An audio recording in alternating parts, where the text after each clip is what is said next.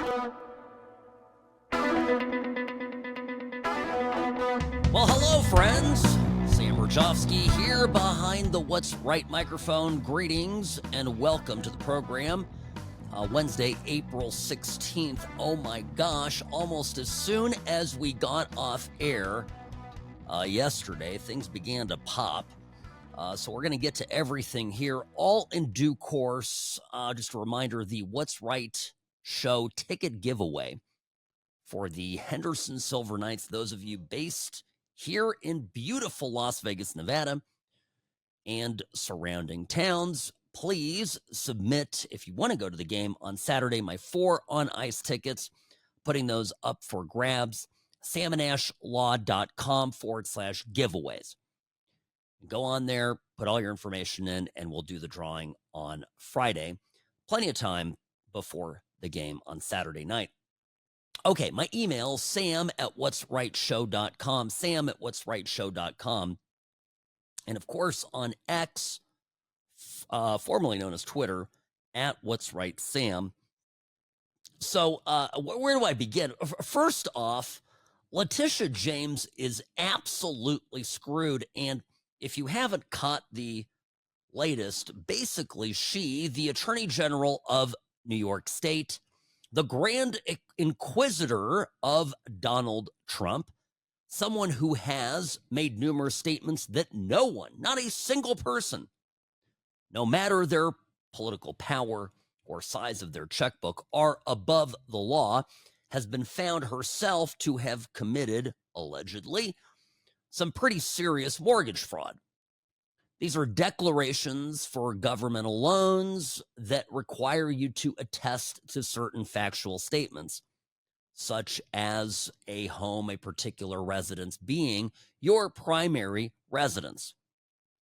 Because there are these FHA conforming loans that are only available to people for homes that they live in, not for second homes, not for investment properties, etc. So apparently there's a property in Virginia that she had listed as her primary residence. And what is the problem with that? Because of course you could say, well, Sam, maybe that is her primary residence. Maybe she lives there primarily. Well, if that is the case, then she can't be Attorney General of New York, right? New York State has a residency requirement for its constitutional officers. I think all states do. It's a pretty basic, straightforward thing. You cannot be living in Virginia and be a Attorney General in New York State. So she's sort of damned there if it's one way or the other. Obviously, none of this has been proven yet, but the documents have been released, and on that basis, basically HUD and the administration overseeing this has requested the Department of Justice to look into it. She's been referred for investigation. And this is a major, major problem. So, yes, look, I have said this over and over here, again and again, and I'll say it again today. Democrats, the problem is we Republicans are accustomed to intense scrutiny. When we run for office, when Republicans aspire to office, public office, higher office, they know what's going to come. They know that the media is going to turn over every leaf, go through their lies with a fine-tooth comb. Such is the conditions, politically speaking, for Republicans, for conservatives, because that's how it is. So Republicans have to be a little bit more careful. I'm not saying they always are, but there is this understanding that when you're a Republican, you've got to mind your P's and Q's, because the Democrats will stop at nothing to go through your life. And what has happened here, and I said it as the lawfare was going on, and then voila, we had the implosion of Fani Willis. Now we're having, part 2 here, volume 2. Letitia James in New York. But each and every time, I think this is a a symptom of the fact that Democrats have gotten away with very little scrutiny when they run for office. They can just get out there and say, I hate Trump, I'm anti-Trump, I'm going to fight the MAGA people, the red hat people have got to go. And the fawning crowds clap and cheer and support, but mostly, right, the people in the media, so-called reporters, who ought to be doing, the vetting of candidates equally, Republican, Democrat, conservative, liberal, but don't give Democrats a pass. Letitia James ran on a promise to get Trump. It was in her campaign platform. It's what she told voters at every turn. I will get him. And these, foaming at the mouth, crazy leftist New Yorkers, gobbled it up and were excited about it. Now, setting aside the sort of the Lavrenti Beria vibes here, referencing the head of the NKVD under Stalin, this is a precursor to the KGB, dreaded spy chief under the Soviets, Beria was his name, who was attributed, quote, saying, find me the man, I'll find you the crime. Now, certainly something that the Democrats have been using in principle the last 4 years. Find me the MAGA Republican, find me the Trump lawyers. I will find you the crime. So Tish James now finding herself on the other side of that criminal justice equation. It's not going to be pleasant. And the worst part about this is this Virginia home. So this is a 2023 allegation. She is literally in the midst of screwing Trump. So she gets, not screwing, you know what I mean, politically, right? Ugh, can you imagine? Almost $220,000 mortgage for a Norfolk, Virginia home. And in August, she claimed it was her principal residence. And this is right, again, I'm mentioning this again because this is a huge part of the story and a huge part of the case. She is New York's Attorney General. Now, why do you do that? You claim that because you get a government-backed loan, you get better terms, you get better interest rates, etc. So she did it for the money. And there are a host of potential charges that come with this. Knowing false statements, mail fraud, wire fraud, bank fraud. It's not good. Now, okay, so there's that. Then there is this idea that in 2001, this is going back some years, James listed her father as her husband. What is up with Democrats? It's like, is she related to Ilhan Omar? Can't we just leave our brothers and sisters and fathers alone and stop making them spouses? Okay, 1983 and 2000, there's a Brooklyn property, and she listed him both times as her husband in order to get better loan terms. So that's also not good. She could be removed from office, these charges, but here's what I'm getting at. I think because the property is in Virginia, I've heard a lot of people say, hey, Sam, it doesn't really matter. In New York, they're going to try her. They're going to get a jury. It's going to be the same jury that convicted Trump. It'll be the same jury that found Trump liable for sex abuse with that crazy lady from Bergdorf Goodman dressing room, right? It's the New Yorkers. They're crazy. They're bananas. They hate Trump.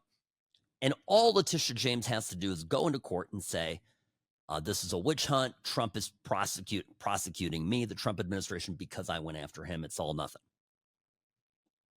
But not so fast. What if they venue the case, the Virginia case, in Virginia? That's potentially a little bit of a different jury pool. You see where I'm going with this? So this really could end up biting her. And of course, if she has a felony conviction, she gets disbarred.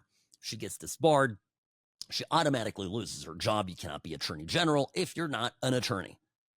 So, big problem. And I think the other problem here, of course, is this claim that she doesn't live in New York, which I think is less of I think it's obvious she lives in New York and simply checked that box that it was going to be her primary residence just to get the better deal.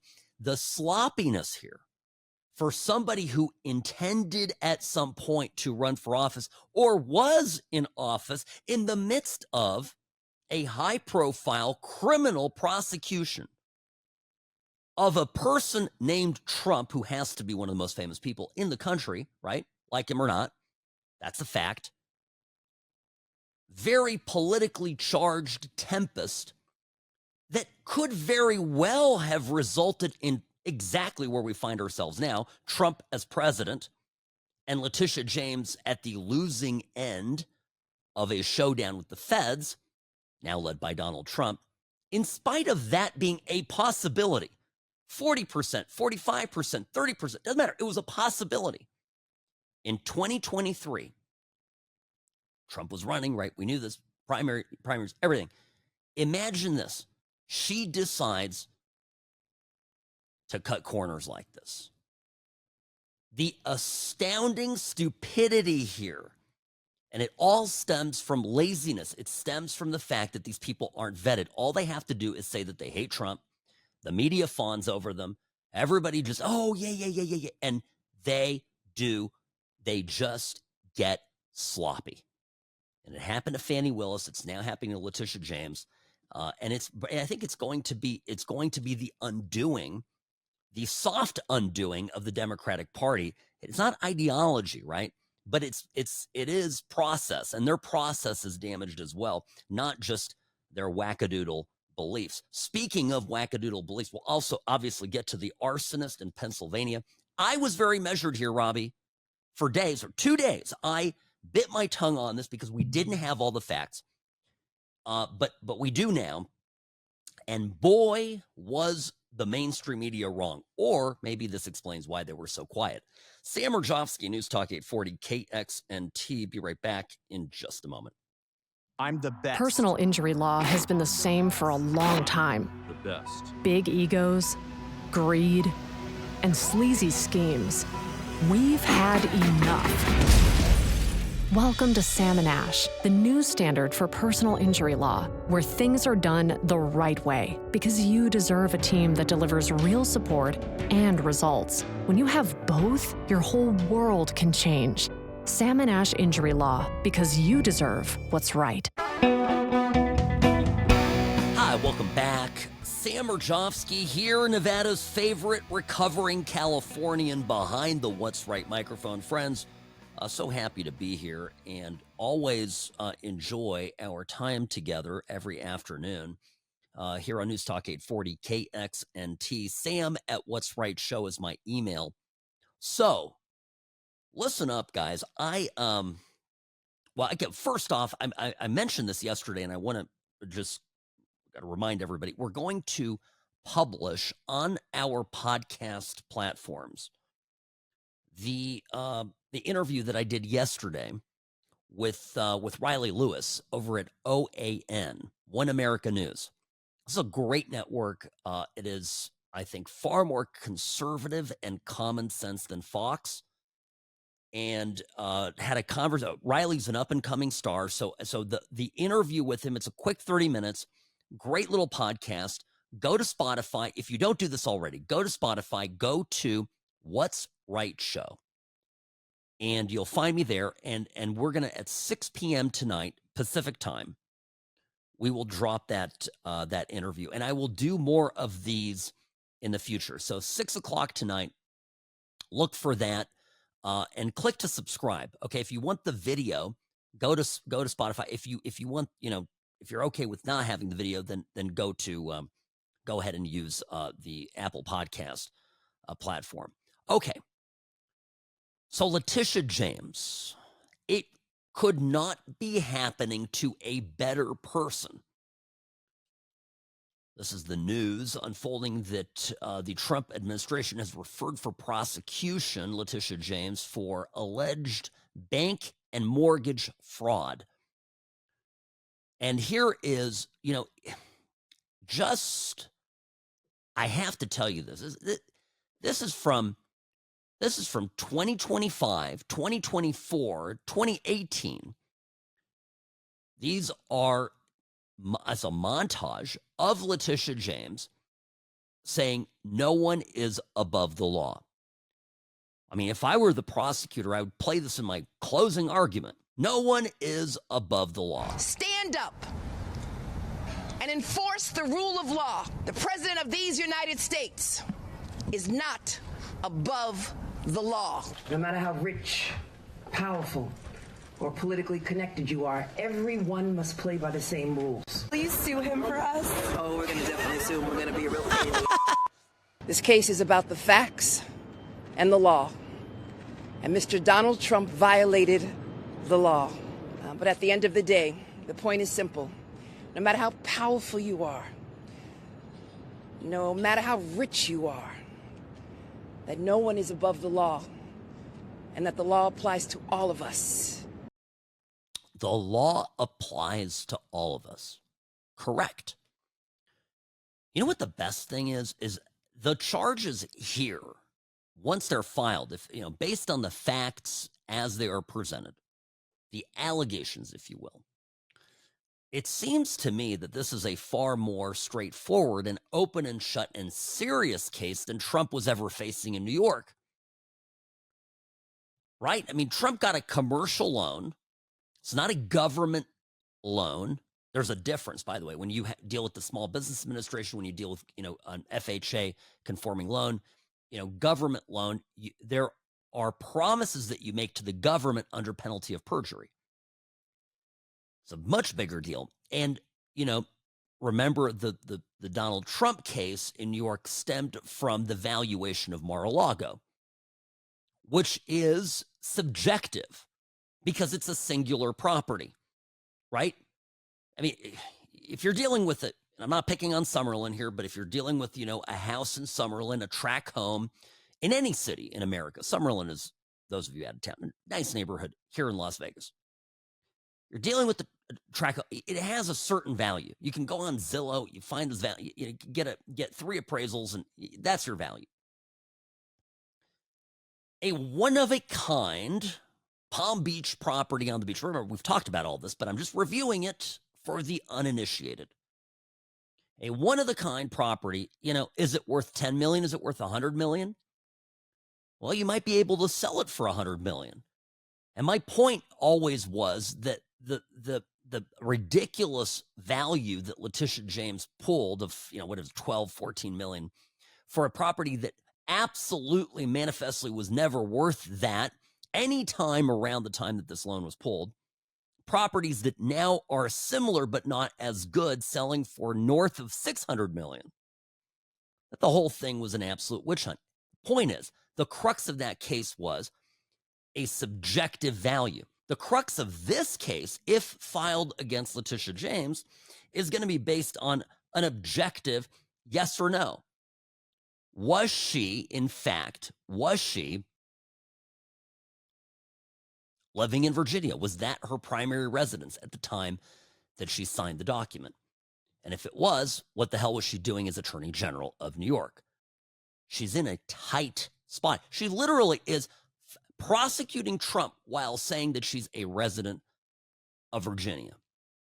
So it's just crazy. By the way, Jonathan Turley says as much last night on Laura Ingraham. This is what he had to say. Well, obviously, the irony is perfectly crushing. This is a person who prosecuted Trump for everything short of ripping a label off a mattress. And among the charges that were brought in New York, in not just the civil but the criminal case, was making false or misleading statements to financial institutions. And one of these sections, Section 1014, of the federal code, is prosecuted. It took me about 60 seconds of a search to find cases that the Department of Justice brought against people who falsely claimed that property was their principal residence in order to get loans. That is going to be a major, major problem because it's that straightforward. It really is. So Letitia James has a problemo. And again, I have now for 2 or 3 years been telling you that there will come a time where these crazy prosecutors gone wild where the hunters of Trump will become the hunted, and it will be beautiful and sweet to watch. Well, we're here now. Sam Mirejovsky back after this.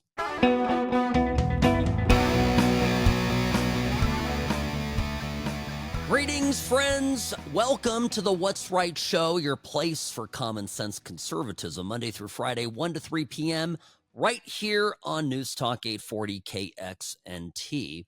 This hour of the program is brought to you by Sam & Ash Injury Law. This is the only law firm to trust with your injury case. No matter how large and complex or small and seemingly insignificant no case is, however, Sam & Ash is the law firm to trust and to have on your side to get you through and out the other side. 702-820-1234, offices in California and Nevada, in beautiful downtown Las Vegas and sunny Newport Beach, California. Yes, that's our other office. And of course, if you're here based in Nevada, please, if you want to go on Saturday, we're giving away 4 tickets to the Henderson Silver Knights 6 p.m. game this Saturday.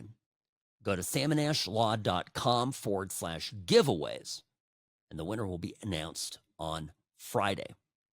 All right, friends.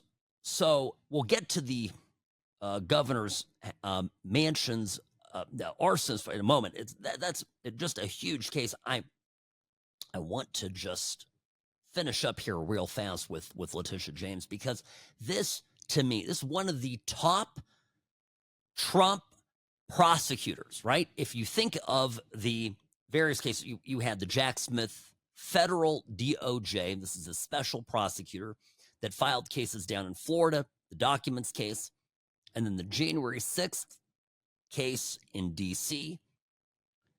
Those cases, of course, you remember the first one, the documents case, got dropped because that judge was the only nonpartisan whack job judge that was on this thing. She threw the whole thing out. And then, of course, Tanya Chutkin, the judge in D.C., held on to it for dear life, even when the Supreme Court came in and said, no, some of these, by the way, some of these defendants, the January 6th defendants, you know, they were all charged under these crazy enhancements. An Enron-era law that has to do with withholding documents in a financial crimes matter. They used that law to go after these Americans that went to the Capitol on January 6th and should have just been charged with trespass, ticketed, and released. You know? It was just a mess. And Chutkin was the judge who held onto it and tried to fight the Supreme Court when they told her these charges needed to be dismissed. Well, I would say that Letitia James was like number 3 on that list, even ahead of Fani Willis. I mean, this was a state prosecution of Trump. Fani Willis, of course, a local Fulton County district attorney. Letitia James is I think the only attorney general of a state that prosecuted Trump for anything. So, I mean, my point being is it was a prominent case, and to have her now be embroiled in her own legal peccadillos is an irony too delicious for me to fully savor in just a couple segments. So that's why, folks, we're talking about it, not just because it's my show and I get to do what I want, but because I think it's fascinating, and you'll all remember where you were on April 16th when the first wave of comeuppance started to crest upon these apparatchiks, these Democrat Party hacks, who themselves have their houses in disorder. Letitia James, if you're just catching up with us, right, the prosecutor, the Attorney General of New York, while she is prosecuting Trump, while she is in the midst of the criminal prosecution of Donaldus Maximus, signs a application, a loan document that claims that the property, the loan, the mortgage that she's getting for a $220,000 property in Virginia is her primary residence. So, bit of a problem, right? Why? Because, of course, at that very moment, she was the Attorney General of New York, handling a very prominent legal matter, aka prosecuting a former and future president. But you can't be Attorney General of New York State and also have your primary residence in Virginia. These things are very testy. By the way, you know this here in Nevada, we have, various, the city of Las Vegas. I'm going to just a quick aside here. It's a big deal. My point is a very big deal about where you live. And you know how it is here in Las Vegas. And for those of you who don't live here, I'm just going to quick aside because politicians here locally get in trouble all the time because they will do something as innocuous as move across the street. And when they do, right, suddenly they might not live in, for example, the city of Las Vegas. They may move to county because it's not a clean, it's sort of a patchwork, what belongs to the city, what belongs to the county. And it can have these block-to-block exemptions, right, or exclusions. And the same is true with state, assembly districts, for example. And I forget his name, but there's a guy recently who had moved, or he basically moved in with his girlfriend, I think, and was in the assembly. And they found out that he wasn't living in his actual house that he declared was his house, and he got charged with a crime. It's literally a felony here in the state of Nevada if you are in office and you get you move and you go somewhere else and you don't withdraw from your office. You're no longer qualified to represent an assembly district that you don't live in. The only time you're kind of free and clear of this is if you run for statewide office, but it gets dicey, right? You have to live in the city of Las Vegas, not the county that we call Las Vegas, in order to be a candidate for office, for citywide office, for example. Okay, so I'm just saying that residency is a big deal in politics. And so this is a major problem for her. Laura Ingraham sat down last night on her program talking to Jonathan Turley, who is a constitutional law professor, very knowledgeable guy. And Ingraham goes, look, this isn't a novel application of the law. This is something where she, Letitia James, very aware of this, very aware. I mean, hell's bells, she's a lawyer. She's a lawyer. She knows that when you sign a mortgage application, that mortgage application, if you're borrowing money, if you're not borrowing money, nobody cares whether it's your principal residence. But in the New York matter, to get the favorable rate, the building could only have 4 units, but for, it looks like its entirety, the entirety of this building, it had 5 units, meaning it was in violation of the actual loan agreement. And again, this is not a novel application of the law, Jonathan. As you stated during the persecution of Donald Trump, she was using all these novel applications of law to go after him. This isn't novel. Right, and this has been prosecuted in the past. Now, we have not heard her side of this, but these documents themselves are quite damning. It's hard to see how the residences listed were her principal residence. The business about her father is just bizarre. Now, I'll note that one of the things that Letitia James stressed in her case against Trump is that Trump had to review documents that were filed in his name. And so she dismissed the argument that this was something that Trump's people put together. She said he's ultimately responsible. So they allege that she gave a power of attorney in a couple of these instances, but according to her own standard, that's not enough. Yeah, that's a great point. Because Trump is a busy guy, right? A major developer, billionaire. He has a team of accountants and slide ruled guys that are there figuring out the math, crunching the numbers, lawyers, etc. But Letitia James is, an attorney general for a state. She's in the midst of prosecuting Trump. She's like, well, my people did it. It's not a good defense. And it's one that she specifically discounted when she prosecuted Trump. This is just, I'm telling you folks, is going to be a big deal. And I could see the feds looking to file this case not in New York State, but file it out in Virginia.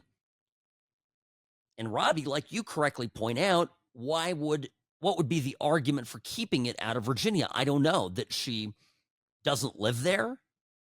It's not my primary residence?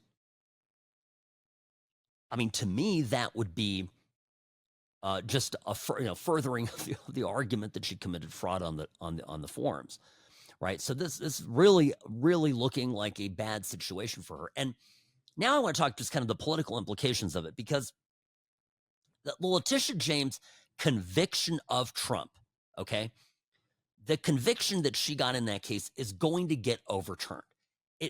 If you listen to, and I watched when the appeals court, the first level appeals court in New York, reviewed the case, and the questions they were asking were all very on point, and they were very suspect of this case from top to bottom. So, just as a foundational matter, the thing that's going to happen with Trump's so-called conviction in New York is nothing. It's going to get dismissed. The felonies go away. The whole he was a convicted felon goes kaput, right? It's gone. It's done. It's over.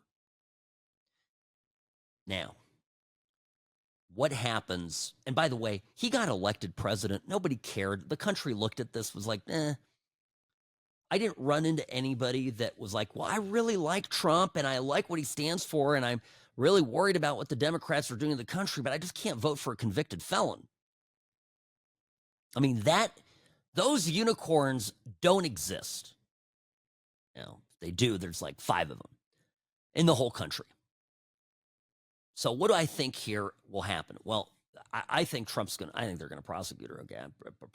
Prediction, I think it's going to happen. Straightforward cases, and I think they're going to try to venue it in Virginia. But politically, the Democrats will come to her defense. Watch this happen. They are going to come to her defense because they're going to be triggered by the tribalism that is the Democratic Party, that they have to protect their own. They're going to rally around her as a hero. This is the same reason why Kamala Harris is still leading in the polls in spite of their various disappointments to the cause. Democrats can't, shake the people that are their leaders. They're little sheeple that have to walk around and looking for any kind of leadership, no matter how feeble. They also fundamentally won't want to admit that Letitia James is a corrupt person. Now, look, if, you have a Republican that is, in my eyes, a good Republican, but goes out and does something that I think is shady, I'm going to take issue with it. It's always bothered me a little bit, that, not a little bit, a lot. The whole Steve Bannon, I know some of you love, and Steve Bannon is a brilliant guy, don't get me wrong. But his whole build the wall, I call it a scam, but, it was collecting money to build the wall. And then there's, pretty convincing evidence that he was using it for things that were not related to building the wall. And that's not okay. Like, we as Republicans should not be okay with that. We shouldn't defend Steve Bannon. Now, was he selectively prosecuted because he was doing that? Yes. Right? Was Dinesh D'Souza, targeted because he did something that, going back to Clinton and Sandy Berger and Johnny Tree, the Democrats have been doing, then and since then, meaning, bundling and hiding the nature and origin of contributions? Yes. It just doesn't make it okay on our part. And I would lose a lot of credibility if I didn't call it out. Watch Democrats lose a lot of credibility over this. This is my point. Sam Mirejovsky, got to take a quick break here. They're giving me the angry eyes. The nature of radio. The clock always wins. Sam Mirejovsky, News Talk 840 KXNT. The What's Right Show will be back after this quick break.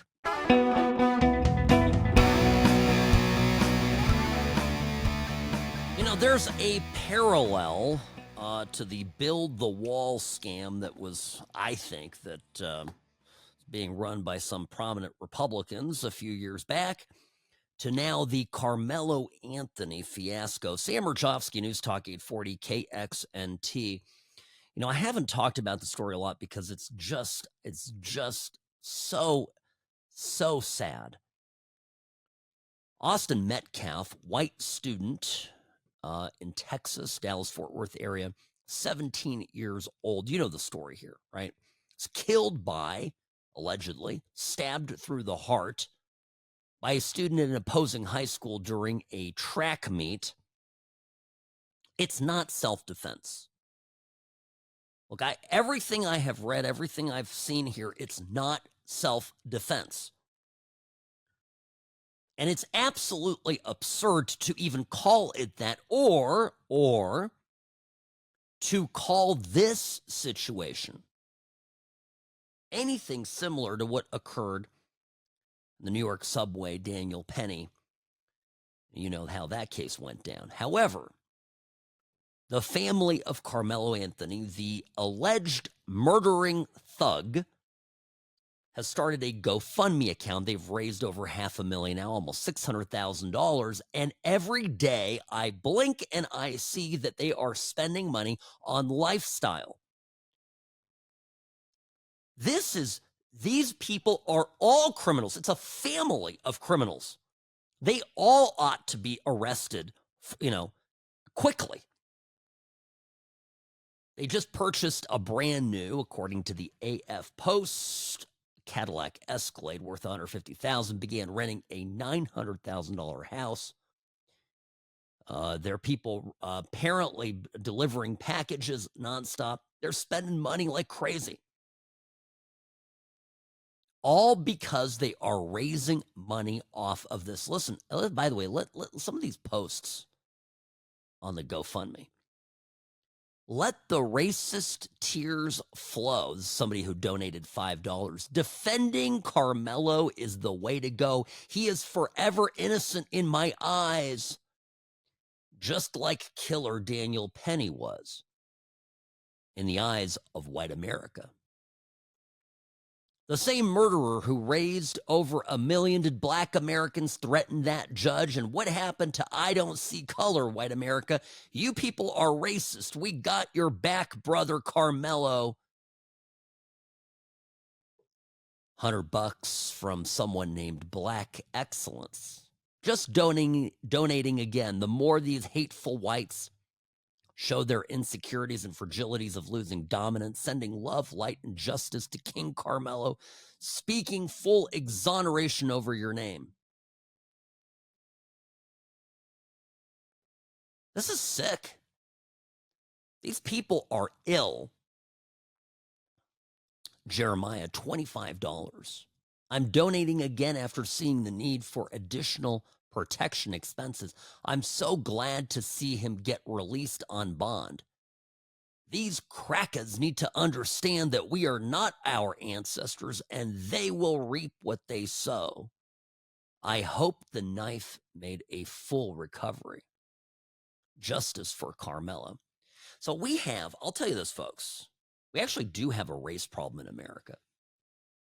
The amount of hatred that some people in some parts of the country have been encouraged to have.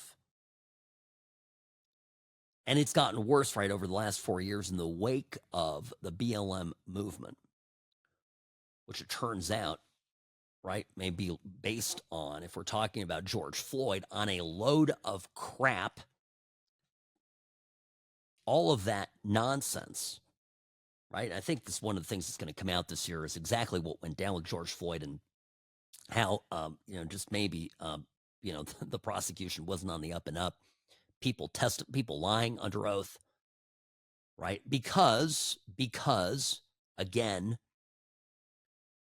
America, all these NGOs, we have this problem where we're pouring millions of dollars into the coffers of Democrat activists, tax dollars, right? This wasn't George Soros money. This was our money going to activists across this country to start a counter-revolution, all to get Donald Trump out of the White House.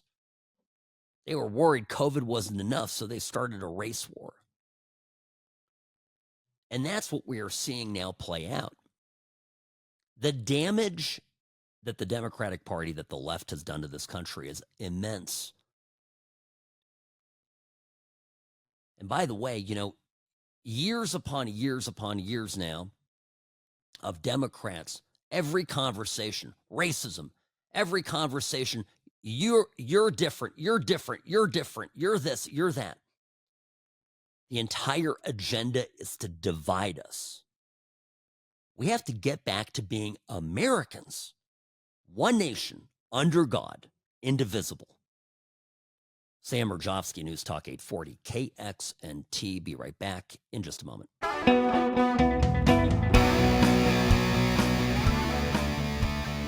Rarely wrong, always right. Sam Mirejovsky here behind the What's Right microphone. Greetings, friends. Welcome to the program. Great to be here with you. Of course, we've got the Henderson Silver Knights ticket giveaway. So if you're local here in Las Vegas, a beautiful city of, go to salmonash.law/giveaway. And that is to Saturday's game. Henderson Silver Knights playing in Henderson at Lee's Family Forum. 4 on-ice tickets. So we'll do the drawing on Friday so you know that you've made it. You got to submit before midnight on Thursday. Okay.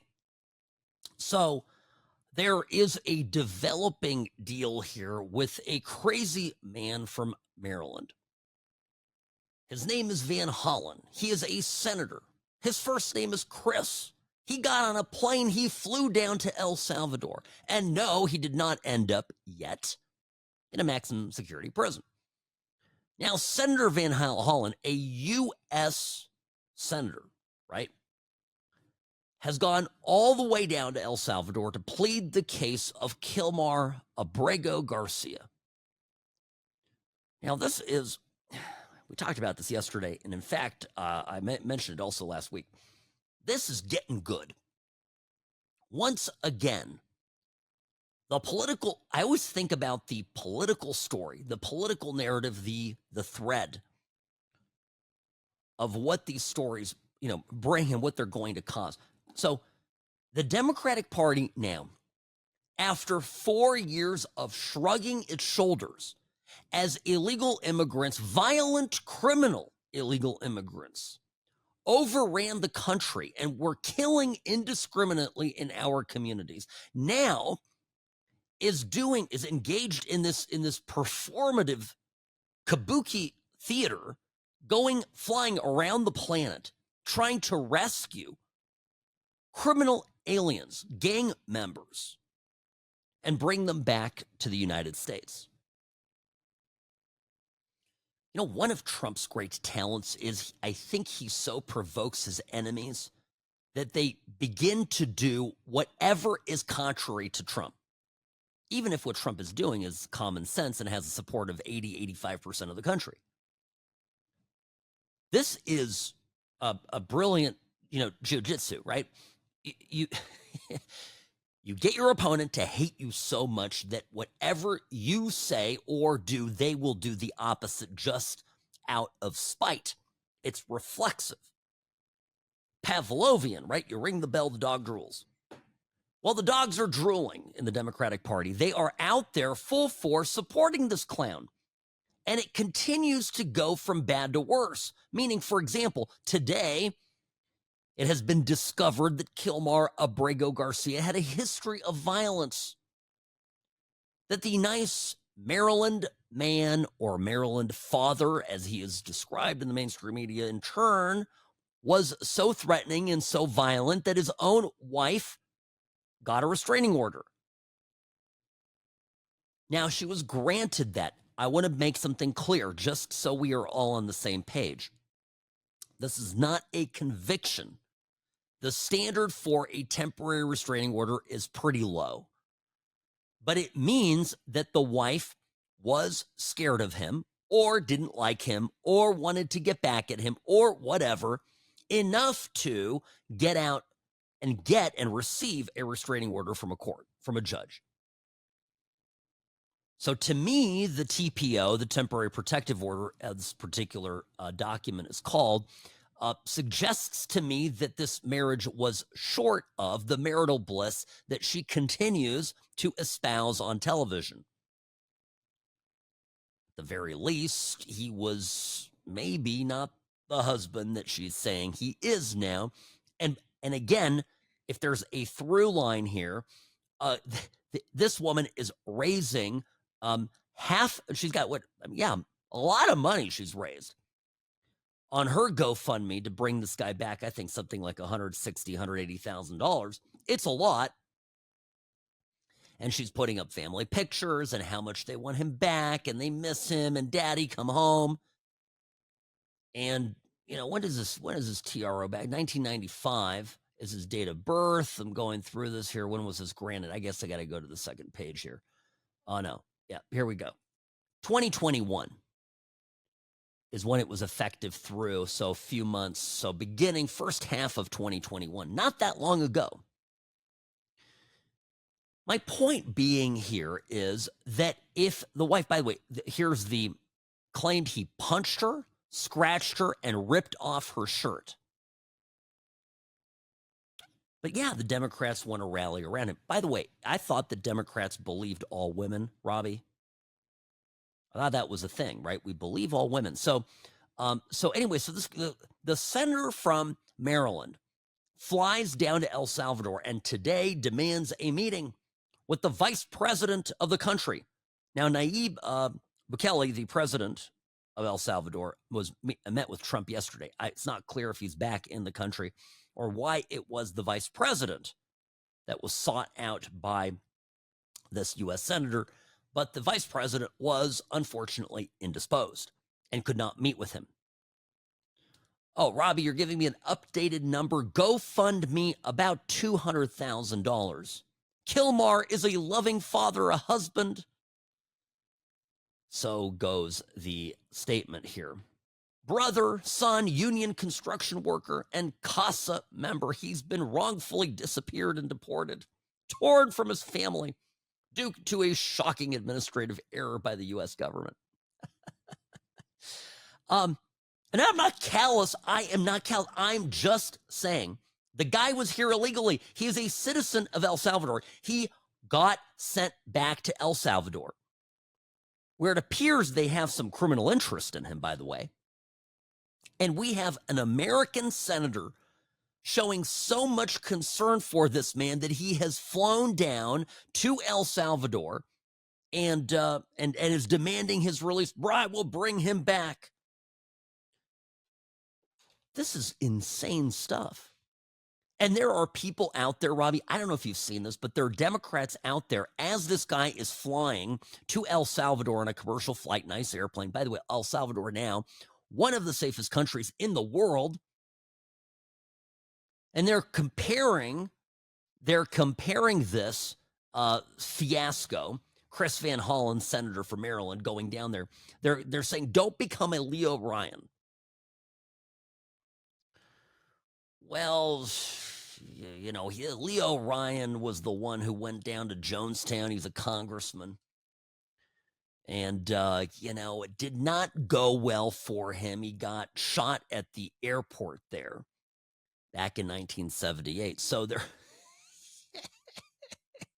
this is the level of nutso-ness that they're in it. So, let me take a quick break because I want to play. Of course, it's all made for the media. It's all made for the socials. Chris Van Hollen, documenting every portion of this trip. I got to play some of these clips for you. I want to have enough time to do it here in the next segment. So buckle up. It's a great story. And of course, we're going to get to the Pennsylvania story as well. I have a lot to cover. I'll get to it all. Hang tight. Sam Mirejovsky, News Talk 840 KXNT. The What's Right show is brought to you by Sam & Ash Injury Law, because you deserve what's right. The Salmon Ash team, they wanted me to have the best care. They had my interests at heart. I have an enormous amount of gratitude.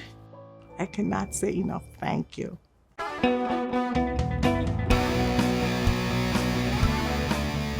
know, I have the feeling here that the Democrats have actually fallen into a trap. Sam Mirejovsky behind the What's Right microphone, Sam at what'srightshow.com. Here's what I'm getting at. They got this guy, right? This illegal immigrant, okay? Somebody somewhere, some Democrat, waved the magic wand and said, "Oh, you got temporary protected status. You can stay." And then, Trump, incoming administration, Department of Homeland Security, Tom Homan go, "Yeah, this guy's identified. He's one of these suspected gang members." Yanks him, sends him to Texas. Wham, bam, thank you, ma'am. Dumps him over in El Salvador. By the way, his country of origin, it must be noted. And then they write in their little, pleading to the court, response to the court, when the courts go, "Oh my gosh," ACLU comes in and files an emergency stay or request for stay. They write in there, "Well, we made an administrative error," whatever. And all of a sudden, the Democrats smelled blood in the water. And I think it was a trap. I think they came in and they literally said they wanted to make this guy a focal point. And right in the middle of Chris Van Hollen, senator from Maryland, going down there on this performance stunt, they start releasing bad information about him. For example, his wife alleged that he was a wife beater. He wasn't convicted of it, but the woman got a temporary restraining order. Not good. Or, as they say down in El Salvador, no bueno. So here's where we are at. Senator Van Hollen gets up this morning, gets on an airplane out of D.C., and decides to tell people exactly what he's doing, that he's on a mission. He's on a mission. Listen to him. I'm here at the airport. I'm about to board my flight for San Salvador. The goal of this mission is to let the Trump administration, to let the government of El Salvador know that we are going to keep fighting to bring Abrego Garcia home until he returns to his family. I hope to meet with representatives of the government. I hope to have the chance to actually see Kilmar and see what his condition is. But we are going to keep fighting because this is a miscarriage of justice. The Supreme Court has ruled 9-0. That's not the ruling. 9-0 that he was illegally taken out of the country and put in a prison in El Salvador. And this is about due process. This is about rule of law. What bullies do is they begin by picking on the most vulnerable. But if we get rid of the rule of law and due process in the United States, it's a short road from there to tyranny. Short road to tyranny. Okay, so he's getting on a plane. He's getting out there. Okay. He's a complete doofus. So here he is leaving the San Salvador airport. By the way, San Salvador is the capital of El Salvador. We're not using those two names interchangeably. So here is him leaving the airport of the capital city of El Salvador on his way to ostensibly meet with the vice president of the country. I just landed at the airport in San Salvador a little while ago. I'm now en route into the city. I hope to meet with some high-level government officials from El Salvador. As I've said before, the goal of my visit is to talk to people here about the release of Kilmar Abrego Garcia. I told his wife and his family I would do everything possible to bring him home, and we're going to keep working at this until we're successful. I also hope to have the chance to meet with him, but we'll have a better idea if that works out a little later on. So guess who surfaces last night in the midst of all of this? And, it's probably over the senator's head because he's a retard. But a woman whose daughter was violently murdered by an illegal immigrant in Maryland. Her name is Rachel Morin. And that's the woman that was killed. And Patty is the mother's name, went on Sean Hannity's program. And Sean Hannity asked her, the $1 million question, right? And here it is. What are your thoughts on your senator going to bat for this illegal But did he ever say anything to you and your family about your loss? To ever call you, ever take the time to be with you? Great question. No, actually, I'm very angry. I'm actually outraged, but I'm too sad at the moment to show anger at the same time. He did not call our family. He did not give condolences. There was no action on the Democratic Party in any way, from Joe Biden, Kamala Harris, Mayorkas, anyone here in Maryland, none of the senators did anything to help search for the murderer of my daughter. You know, think about this, right? Again, we have a Democrat here who is expending enormous time, resources, attention to go on a mission to retrieve an illegal immigrant who also is, and I'm starting to believe this more and more now, is actually an MS-13 gang member, okay? And they've been, there's been some, I had it here a second ago in my stack. There are 2 documents, legal documents, where those suspicions, those allegations are recorded. So this guy's in the country illegally. He's undocumented, right? He's illegal. He's part of a gang. He has gang ties down in South America or Central America. And we're going to keep him. We got the Democratic Party going to bat for him at the very same time, turning their backs on Americans who have been victimized by illegal immigrant violent criminals.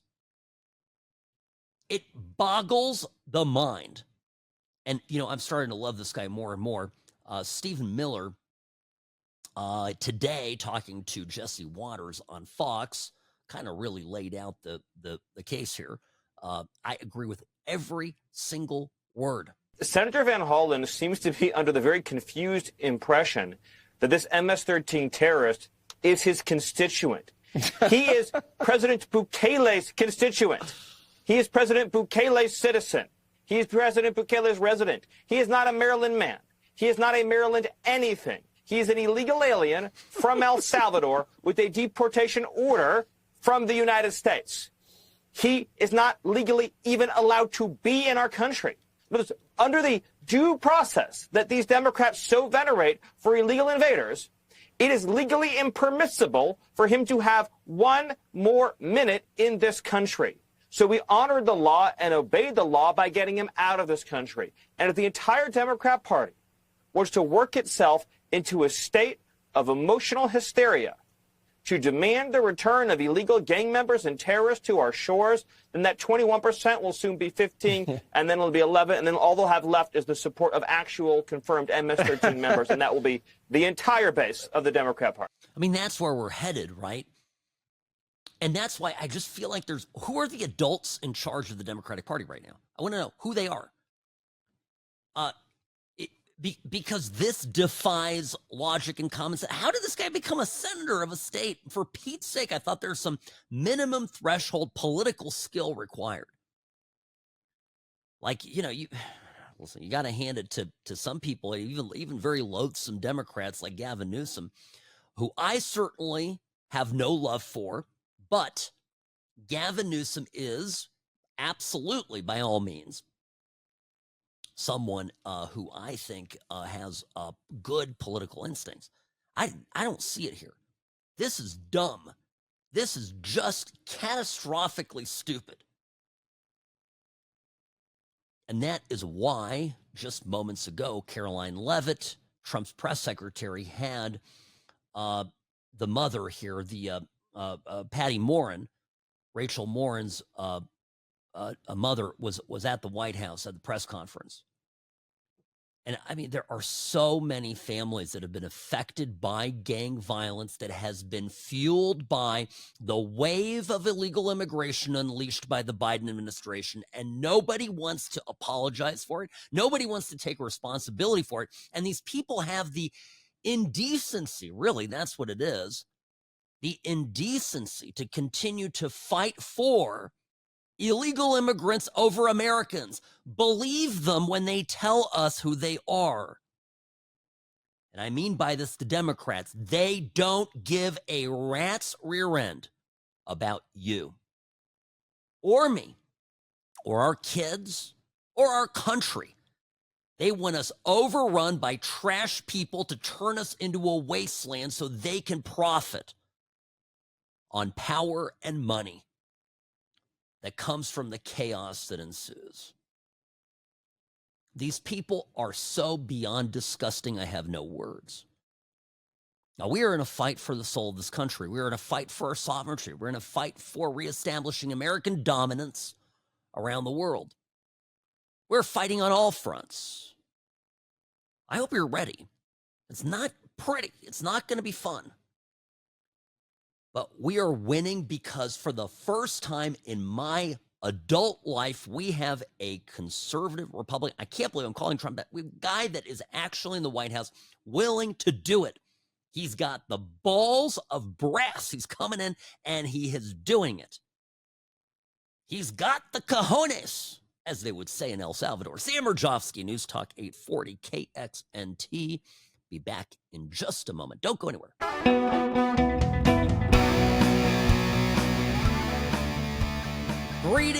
Greetings, and welcome to the What's Right show. Sam Mirejovsky here, Nevada's favorite recovering Californian. So I have to this is moments ago in the White House.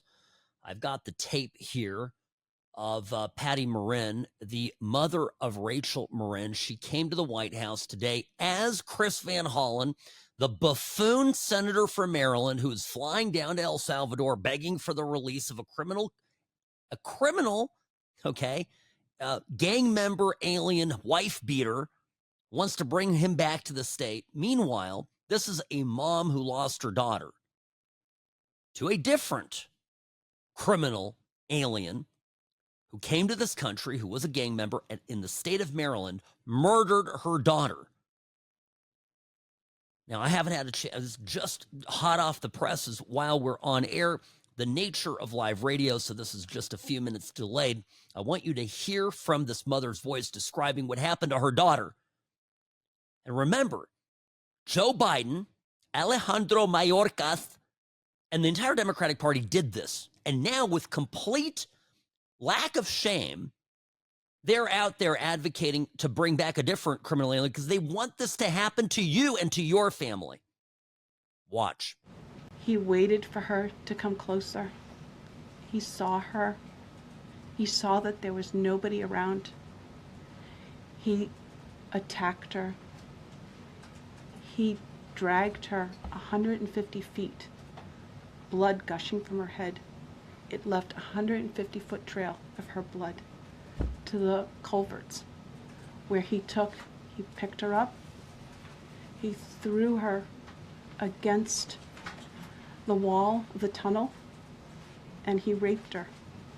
But before he did that, he stopped on that trail, and rocks, still stained with her blood, he used them to hammer her head against those rocks.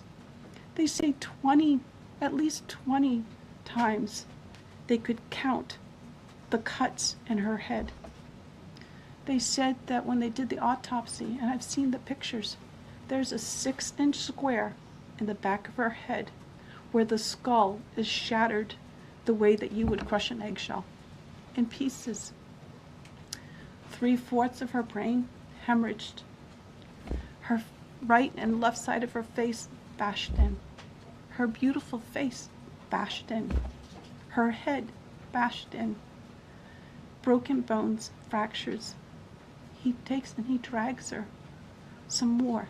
And then he takes her into the tunnel and he picks her up. He throws her against the wall. Blood is gushing from her head. Her hair is soaked in blood. And they showed us pictures of her body.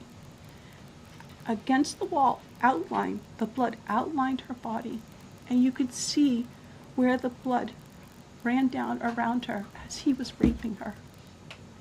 And then he threw her down and raped her some more.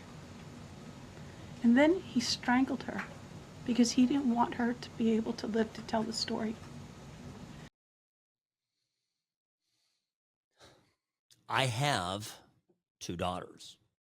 Someone did this to my daughters, I would sneak into his jail cell and cut off his genitals. I don't know. You know, I have no words. Death by lethal injection is too easy of a punishment for this monster. That Joe Biden gets to enjoy the twilight of his life with Secret Service protection and millions of dollars stolen from taxpayers and from various people doing business before the U.S., to me, after doing this, after allowing this to happen, is the greatest shame of our country. It just is, it's unspeakable.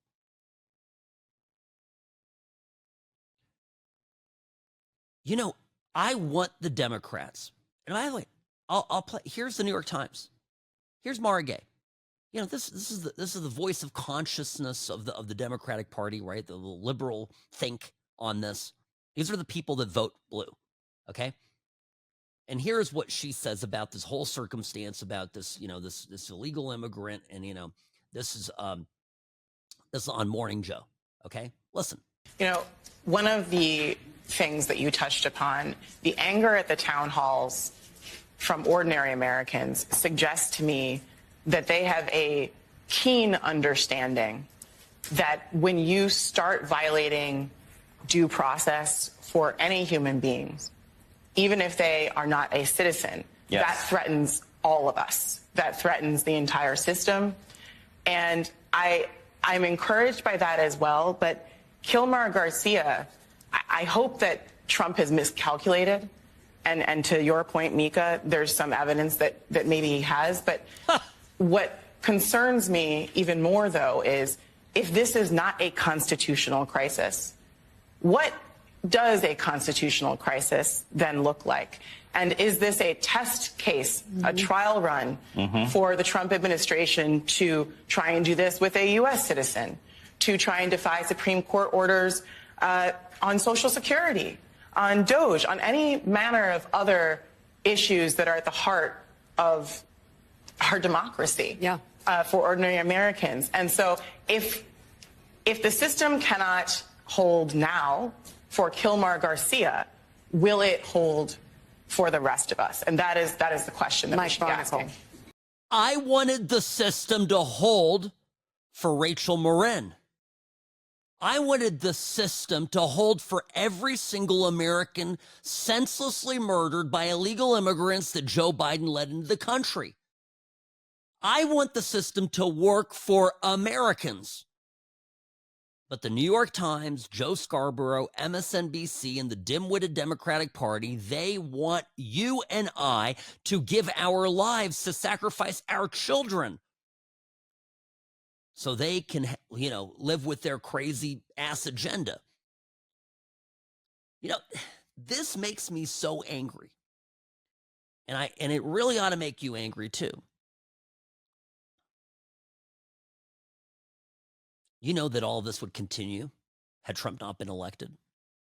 Can we mention that? It all would have continued. And by the way, I know some of you, I got to see a couple emails here about this guy, but he wasn't convicted. He wasn't convicted. He is an illegal. He shouldn't be in the country. Let's say he's petitioning for legal protected status or has protected status, okay? There are 2 police reports that have now surfaced that he was hanging out with multiple confirmed MS-13 members. I'm looking at it right here. He was wearing apparel associated with MS-13, and a confidential source independently identified him as having MS-13 membership along with a rank in the organization and a moniker in the organization. So, look, so they went down to Texas. There was some magistrate there. They could put him up in front of the magistrate and say, look, here he goes. Here we go. We got 2 police reports. And they go, well, okay, you're out of here. See you later. Good enough for me. And send him back to his country of origin? 1,000% yes. And the fact that his country of origin, El Salvador, deems him to be such a security threat that they immediately put him into prison is no skin off my nose, nor yours. In fact, we're all the better for it. And maybe his wife actually is safer now, and hopefully she can use her GoFundMe money to rent a new house and buy a Cadillac Escalade. Take a page out of the alleged Karmelo Anthony family playbook. This is maddening, folks. Our duty, first and foremost, is to citizens, to Americans, to law-abiding taxpayers, and our kids and our communities. Since when did we become a dumping ground for the world's garbage and then be expected to bend over and accommodate that garbage and have the New York Times plead with us, well, this is just a constitutional crisis that we're just going to have. This is the beginning of the end. I wish nobody harm. I hope nothing like this happens to Mara Gay's family. I really don't. Nobody deserves this. Joe Biden doesn't deserve this. Well, maybe he does for causing this. My gosh.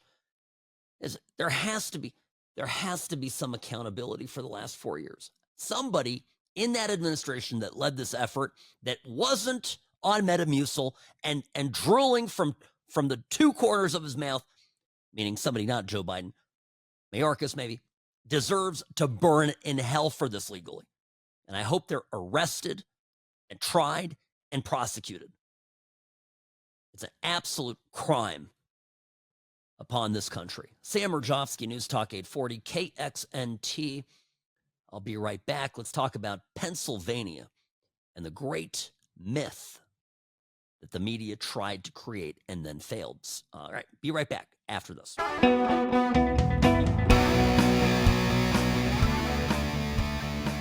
Hi, Sam Mirejovsky here behind the What's Right microphone. Just a reminder that we will have at 6 p.m. Pacific time an extra mini episode, just an interview, no breaks, no anything, just me talking to Riley Lewis. Riley Lewis is a host at OAN, One America News. I frequently appear on his program, and we had a longer interview. And one of the things that we brought up are the midterms.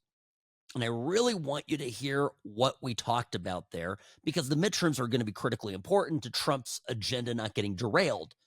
Because if Republicans hold the House, right, there's not going to be, any pesky investigating going on by the deranged Democrats or attempts to, obviously, to proceed with more sham impeachments. So just note at 6 p.m., go to either Spotify or Apple Podcast and find What's Right Show. The advantage of Spotify is that you've got video too. So if you want to watch the video, you can. If you don't want to, you don't have to. But there it is. Look forward to that, and certainly give me your feedback. Sam at what'srightshow.com. All right. So early Sunday morning in Harrisburg, Pennsylvania, Governor Josh Shapiro is at home. He's presumably sleeping with his family. He has some guests at his official residence. And all of a sudden, there's a fire because a man named Cody Ballmer climbed the fence, crossed the lawn, broke into the house, and started throwing incendiary devices and really did a tremendous amount of damage. It's frightening. It was a real serious attack that could have been fatal had emergency people not intervened. So, but for the quick thinking of emergency responders, Governor Josh Shapiro could have died in this. And I bring this up because, of course, it's serious. It's a big deal. And I initially reported on this thinking, based on what I was reading, that this guy was mad at the governor over something the state had done, taken his property, whatever it was.